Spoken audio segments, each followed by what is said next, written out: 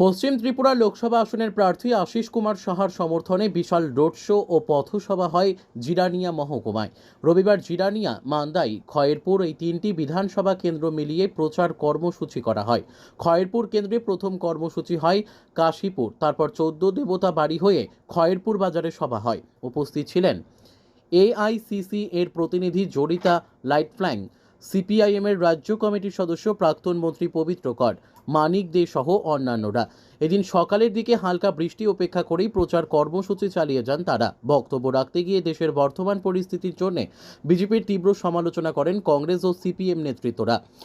সেই সঙ্গে দেশের গণতন্ত্র, সংবিধান ও ধর্মনিরপেক্ষতা রক্ষার জন্য ইন্ডিয়া জোটের প্রার্থীদের জয়ী করার আহ্বান জানান। গণতন্ত্র পুনরুদ্ধার করা যায়, মানুষ যাতে জীবন, ধন, সম্পত্তির নিরাপত্তা থাকে, স্বাধীনভাবে জীবন যাপন করতে পারে, স্বাধীনভাবে কথা বলতে পারে, স্বাধীনভাবে চলাফেরা করতে পারে, মানুষের যে অধিকার, মর্যাদা, সম্মান এটা যাতে সুরক্ষিত থাকে।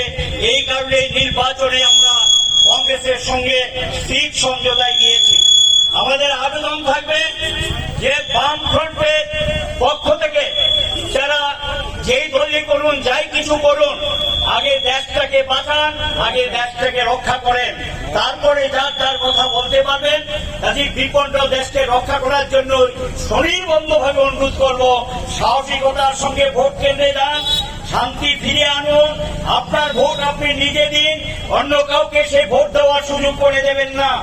এবং এটা আপনার অধিকার, এটা আপনার ভবিষ্যৎ, এবং এটার উপর নির্ভর করে আপনার ভবিষ্যৎ সুরক্ষিত থাকবে কিনা।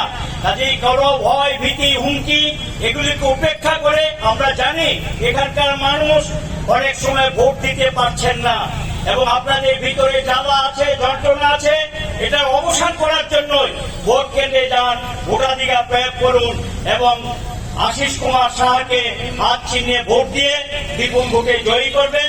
এই আবেদন এবং অনুরোধ আপনাদের উদ্দেশ্যে রাখলাম। ধন্যবাদ। Bureau report, news tele Bharat.